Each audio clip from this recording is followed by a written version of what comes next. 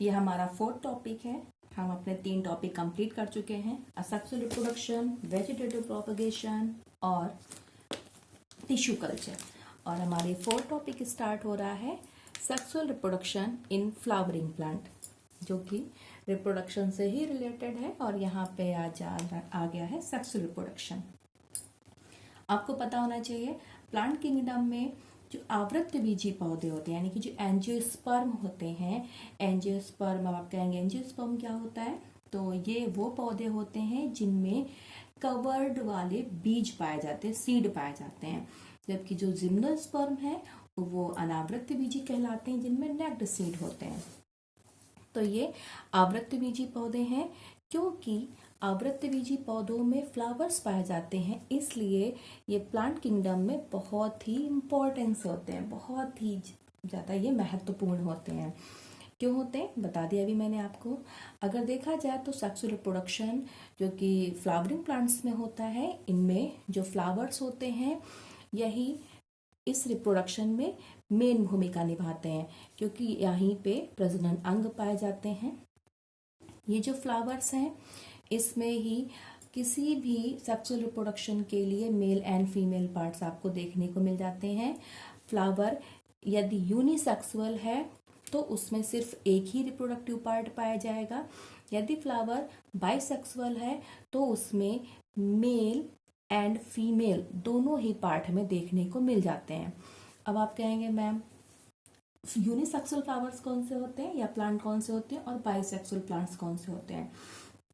तो वो प्लांट जिनमें मेल या फीमेल सिर्फ एक ही रिप्रोडक्टिव पार्ट पाया जाए, ठीक है, जैसे कि मेल पार्ट को हम पुंकेसर कह सकते हैं और फीमेल पार्ट को हम कार्पेल भी कह सकते हैं, या फिर इनको हम एंड्रोशियम और गानोशियम भी बुला सकते हैं। तो जैसे कि आपका पपाया यानी कि पपीता हो गया, पंपकिन यानी कि कद्दू हो गया, तो ये कुछ ऐसे प्लांट्स होते हैं जो कि यूनिसेक्सुअल होते हैं, एक लिंगी होते हैं, यानी कि या तो इनमें फीमेल पार्ट पाया जाएगा रिप्रोडक्शन के लिए या तो मेल पार्ट पाया जाएगा, ठीक है। और इनमें जो पॉलिनेशन होता है, परागण होता है जो, वो क्रॉस पॉलिनेशन होता है या पर परागण होता है। जबकि जैसे कि हमारा हिबिस्कस रोजा साइनेंसिस, जिसको हम हिंदी में गुड़हल के नाम से भी जानते हैं, तो गुड़हल हो गया, या फिर कुछ और भी कई सारे प्लांट्स ऐसे होते हैं जो कि बाइसेक्सुअल होते हैं, यानी कि द्विलिंगी होते हैं। इनमें मेल एंड फीमेल दोनों ही रिप्रोडक्टिव पार्ट्स पाए जाते हैं, ठीक है। आई होप आपको समझ में आ गया होगा कि सेक्सुअल रिप्रोडक्शन के लिए जो कि प्लांट्स में होता है उसके लिए फ्लावर्स कितना इंपॉर्टेंस रखते हैं, क्योंकि फ्लावर्स में ही सारे रिप्रोडक्टिव पार्ट्स हैं। तो सबसे पहले हमें समझनी होगी कि जो फ्लावर्स की स्ट्रक्चर वो कैसी होती है। तो आइए हम बता दें आपको कि जो फ्लावर यहाँ पे बना हुआ है इनमें 4 मेन पार्ट्स पाए जाते हैं। कौन कौन सा? Calyx, Corolla, androecium and gynoecium, ठीक। यहाँ पे आप इसकी स्ट्रक्चर देख सकते हैं, बनी हुई है, आपकी बुक में भी बनी हुई है, आप उससे भी समझ सकते हैं।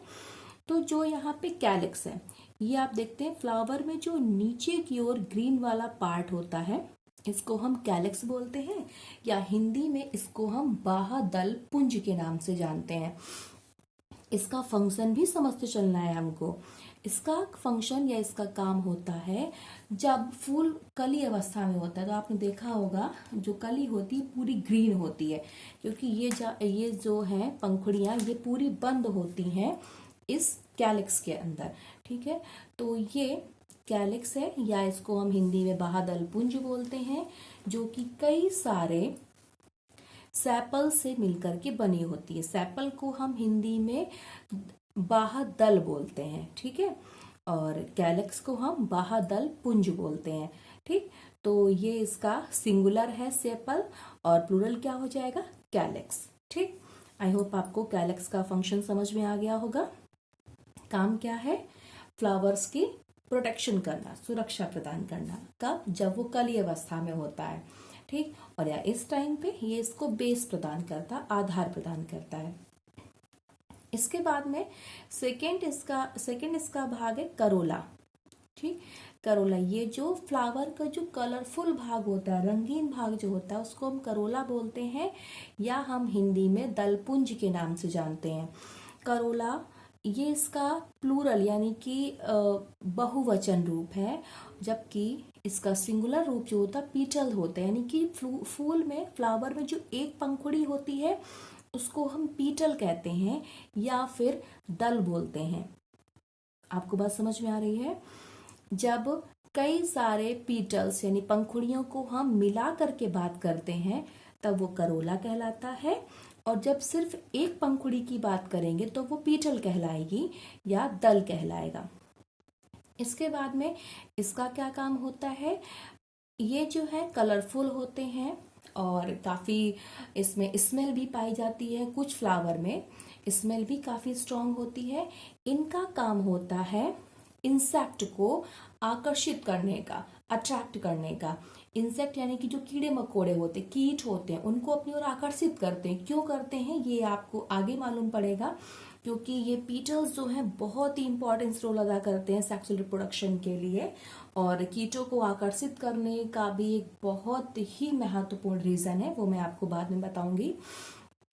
इसके बाद में अब हमारा मेन पार्ट्स आ जाते हैं जिनको हम एंड्रोशियम या गैनोशियम बोलते हैं, या इसे हम स्टेमेन और कार्पेल के भी नाम से जानते हैं। आप देख सकते हैं फ्लावर्स में जो इस तरह की ये संरचना बनी हुई है। आपने गुड़हल का फूल देखा होगा, गुड़हल में एक लंबी सी ये स्टाइल होती है, उसके आसपास येलो कलर की छोटी छोटी सी यहाँ ऐसे करके निकली होती हैं, वही एंड्रोशियम कहलाती हैं, या उसको हम स्टेमेंस के नाम से भी जानते हैं। अगर हम हिंदी की बात करें तो इसको हम पुंकेसर बोलते हैं। क्या बोलेंगे? पुंकेसर कहेंगे, या स्टेमेन कहेंगे, या एंड्रोशियम कहेंगे। तो यहाँ पे जो पुंकेसर होता है, इसको ये जो है पुष्प का नर जनन अंग होता है, यानी कि मेल रिप्रोडक्टिव पार्ट होता है ये, और इसका काम जो है ये परागकण बनाने का, यानी कि जो ये एंड्रोशियम है यहाँ पे परागकण बनते हैं। मैंने यहाँ पे इसकी एक स्ट्रक्चर बना दी है पूरी, जिससे आपको अच्छे समझ में आ जाए। ये जो है वो मैंने यहाँ बनाया हुआ है। ये जो एंड्रोशियम है इसके 2 पार्ट्स होते हैं। एक पार्ट तो आपको ये दिख रहा है जिसको हम एंथर कह सकते हैं, दूसरा आपको ये लंबा सा पार्ट दिख रहा है जिसको हम फिलामेंट कह सकते हैं, और इन दोनों को मिला करके हम एंड्रोशियम बोलेंगे, या स्टेमेन बोलेंगे, या पुंकेसर बोलेंगे, या मेल रिप्रोडक्टिव पार्ट कहेंगे। ठीक है। अब यहाँ पे एंथर जो है, इस तरीके से जब आप, यानी कि जब एंथर मैच्योर हो जाता है तो ये बीज से फट जाती है, इसकी जो स्किन होती है फट जाती है, या कभी कभी ऐसे भी इसकी स्किन खुल जाती है। इसी के अंदर ये छोटे छोटे से 4 चैम्बर होते हैं जिनको हम पॉलन सैक कहते हैं या परागकोश कहते हैं। इन्हीं पॉलन सैक या परागकोश के अंदर पाए जाते हैं पॉलन ग्रेन, या इनको हम परागकणों के नाम से भी जानते हैं। ये जो परागकण होते हैं, अगर देखा जाए तो छोटे छोटे से येलो कलर से पाउडर जैसा निकलता है, वही पॉलन ग्रेन्स होता है, परागकण होता है। और यही परागकण मेल गैमेट्स होते हैं। ठीक है, मेल गैमेट्स जो कि रिप्रोडक्शन का काम करेंगे जा करके। ठीक है, तो पॉलन ग्रेन ये आपका परागकण हिंदी में कहलाएगा, और ये मेल गैमेट का काम करता है। ठीक, अब इसके बाद में आप इसी फ्लावर में एक लंबी सी यहाँ से स्टार्ट हो करके यहाँ तक पूरी एक संरचना देख रहे हैं, जिसको मैंने यहाँ पे शो किया हुआ है। ये फ्लावर का फीमेल रिप्रोडक्टिव पार्ट है, यानी कि मादा जनना। तो ये जो है 3 पार्ट से मिलकर के बना होता है। सबसे पहले ये जो ऊपरी हिस्सा आप देख रहे हैं ये स्टिग्मा कहलाता है, या हिंदी में इसको हम वर्तिकाग्र के नाम से जानते हैं। इतना लंबा सा जो यहाँ तक आप देख रहे हैं ये स्टाइल कहलाती है, या हिंदी में इसको वर्तिका बोलते हैं। इसके बाद ये जो है निचला इसका सबसे ज्यादा फूला हुआ जो भाग है, ये इसकी ओवरी कहलाती है या अंडाशय कहलाती है। इसी अंडाशय के अंदर ये जो आपको स्ट्रक्चर दिख रही है ये ओव्यूल कहलाती है, या हिंदी में बीजांड कहलाती है। अब यहाँ पे हम इसको भी समझ लेते हैं। ये जो अंडाशय है, जब इसमें निषेचन की प्रक्रिया हो जाती है तो यही अंडाशय फ्रूट में कन्वर्ट हो जाता है, फल में बदल जाता है, और इसके अंदर जो ये बीजांड वाला पार्ट है ये बीज में कन्वर्ट हो जाता है। इसके बाद जो बाकी बचे हुए भाग होते हैं, आपने देखा होगा जैसे ही फल बनना स्टार्ट होता है तो उसकी जो पंखुड़ियाँ वो भी सूख के गिर जाती हैं, ये सारे पार्ट्स भी खत्म हो जाते हैं। सिर्फ क्या बचता है, इतना पार्ट, यानी कि इससे फल बन जाता है और अंदर इससे ये बीज बन जाते हैं। आई होप आपको मेरी बात समझ में आ गई होगी। यदि कोई प्रॉब्लम है तो आप पूछ सकते हैं। अब यहाँ पे जो निषेचन होता है, ये अगर देखा जाए तो आवृतबीजी पौधों का एक विशेष लक्षण होता है, यानी कि जो यहाँ पे ये पुंकेसर पाए जा रहे हैं इनमें परागकण पाए जाते हैं, अंदर भरे हुए होते हैं। तो जो परागण की प्रक्रिया होती है, क्या होती है, इनके अंदर जो परागकण है उनका यहाँ वर्तिकाग्र तक पहुंचने की प्रक्रिया, यानी कि जो ये पॉलन ग्रेन्स है, जब ये फट जाती है स्किन तो इससे जो पॉलन ग्रेन्स निकलते हैं इनका यहाँ ऐसे वर्तिकाग्र पर पहुंचने की जो प्रक्रिया होती है ये परागण कहलाती है। ये भी एग्जाम में पूछ दिया जाता है, व्हाट इज द पॉलिनेशन, परागण क्या होता है, कितने प्रकार का होता है। ये बहुत ही इंपॉर्टेंट है, बहुत ही इजी भी है। तो यहाँ पे परागकणों का पुष्प के वर्तिकाग्र तक पहुंचने की प्रक्रिया परागण कहलाती है।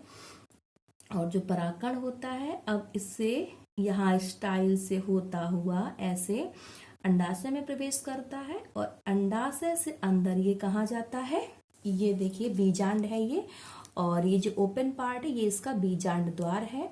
तो परागकण यहाँ से आता है, इधर से होता हुआ ये अंदर बीजांड में प्रवेश कर जाता है और बीजांड के अंदर ही पाया जाता है अंड कोशिका या एग सेल।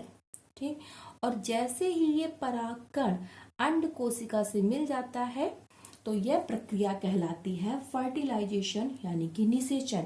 यानी हम कह सकते हैं कि जो मेल गैमेट है उसका फीमेल गैमेट से जो संयुग्मन होता है ये फर्टिलाइजेशन कहलाता है, यानी कि निषेचन कहलाता है। और निषेचन के बाद ही अंडाशय फल में बदलता है, बीजांड बीज बदल जाता है। आज के लिए इतना ही, दैट्स इनफ। आई होप आपको समझ में आ गया होगा टॉपिक। नेक्स्ट टॉपिक हम आगे कवर करेंगे। Thank you.